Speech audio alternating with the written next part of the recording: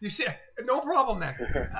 Neil, the first thing I wanted to ask you is I had an opportunity to watch that YouTube video of that pepper spraying in Vernon, and I have to say that is one of the most. It's a very disturbing video to watch because in that video you were clearly pepper sprayed point blank in the face. You were then taken to the ground and you had your face kind of smushed up in the gravel. And you know, someone asked me a question when they saw that video. They said, "Why is this guy doing this again? Is he just that dedicated, or is he crazy? Which is it?" I think he was crazy. He certainly was not behaving as a peace officer. His very arrival on the scene, had there been any unruly behavior, would have been enough normally to quell that, although there was none. We were all just very patiently waiting for him to arrive so we could discuss the situation with him. But instead, he just jumped out and like a guy possessed, went and immediately grabbed onto Jack's arms and put him in handcuffs within seconds and was trying to drag him into his car. My instincts just said, this is very, very wrong. This fellow should be talking to us. And I tried to talk to him and get his attention, and he wouldn't. So I did what I did. It was a spur-of-the-moment reaction. You know, it wasn't something I had a lot of time to think about. And it certainly wasn't anything that I expected to happen when he arrived. But yeah, he did not behave as any peace officer that I've ever encountered before, for sure. There was something going on with him at that time, I believe. Right. Now, I get the question I asked him about whether he was really dedicated or really passionate. I'll turn to you. You could face another one of these incidents at one of your rallies in the 2008 tour you're going on. So are you just crazy, or are you really just that dedicated? Well, you know, I'm going up against organizations that have an awful lot of money. We're going straight along with that. Sorry. And, you know, there's certainly a risk to my liberty in doing that. But, you know, I really don't have a lot to lose anymore. My family is all grown up now. I've been divorced for, I don't know, a decade and a half. These things need to be addressed. We can't just you know, be afraid of the forces that are ruling our world right now and not say anything. Our freedoms of speech and assembly are being curtailed in ways that are not allowing people to speak out about things that need to be spoken out about. Our democracy works when people work within the democracy, when people actually get up and speak, and when they actually go out and vote. And people are becoming very afraid to do that. And I personally won't live in fear, and this is what I have to do. So I'm not going to cower in my bedroom and wish that I could do something about it. I'm going to go and see if I can't find the people that are in the positions of making decisions and talk to them about the decisions that they're making and what's right and what's wrong in this world. Now, I understand that you're set to leave Vancouver. Is that tomorrow you're heading out? Yeah, tomorrow. Tomorrow you're leaving. And what's your next stop after Vancouver? I'm going straight to Kelowna at this point. I've spent 10 days longer in Vancouver than I was originally scheduled to do, but that's been very valuable and it needed to be done.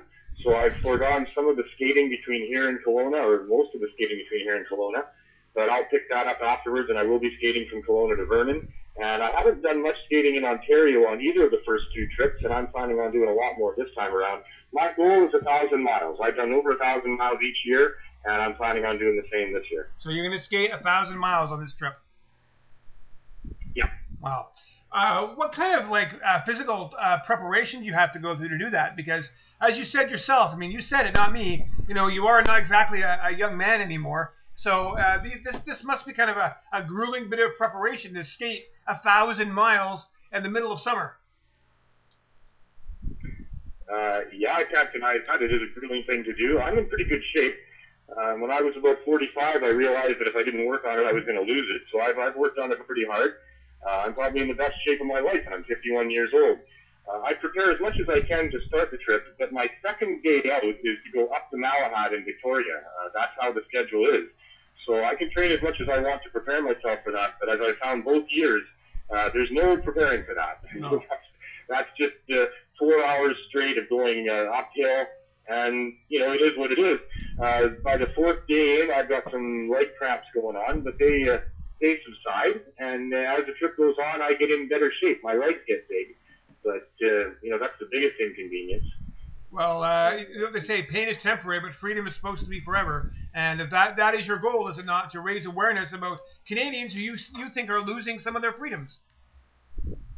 Yep, and all Canadians that I meet agree with me on that. That this is not right. Our governments are serving and protecting their corporate friends, and they're not worried about the rights and freedoms of individuals. This is something that most Canadians that I meet, with very few exceptions, in fact, I can't think of any exceptions, agree with. And that's a big issue here. The generations to come, because of the technology that they're going to have, are going to have a hard time getting their freedoms back if we don't do something for it now. Right. Now, there are some critics of your trip.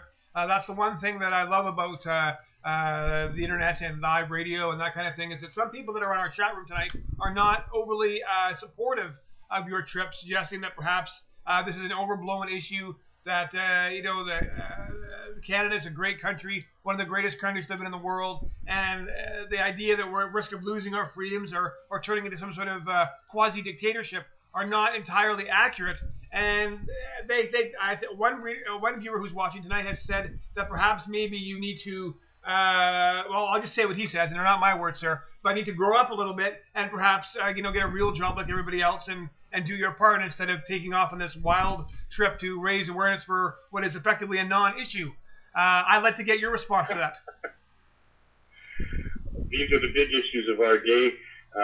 Anybody who's a critic of me along those lines just needs to meet me and spend a few minutes talking to me about what we're doing here and what we're trying to accomplish. These are big issues. These are real issues. I'm not making this up. This is not about people being able to just get high when they want. That's not what this is about at all. This is about a corporate plan to manipulate and use our political process to pretty much enslave the population to be consumers and producers for their corporate interests.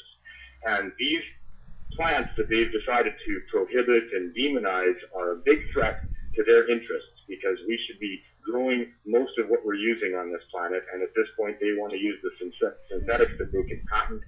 And it is a big issue. It is about our environment, it's about our economy, and it's about individual human lives. And I've yet to have anybody walk away from a conversation with me that didn't agree with what I was trying to do. Not everything, of course, not all things. I mean, the biggest stumbling block for most people is that I'm saying all drugs should be regulated in ways that don't allow them to be controlled and sold through the black market.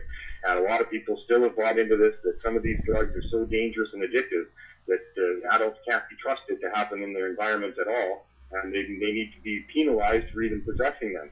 And that might be fine if there was that case with substances, and they could say don't do them, and then nobody would do them, but that's not the real world that we're living in. This attempt by our public servants to prohibit the use of these substances increases the demand of these substances. It makes for an unclean, a non-quality supply of these substances, and they're handled by salesmen that are armed, that are not concerned about the interests of the people they're selling to, that will sell to our children. It creates job opportunities for youth, especially poor youth, and these are not good jobs. Selling drugs for guys that will kill you if you cross them are not the jobs we want our children to have. These are the big issues in our society today. I'm not some guy that needs to grow up. I've paid a lot of taxes in my life. I'm a family man. My family's all raised now.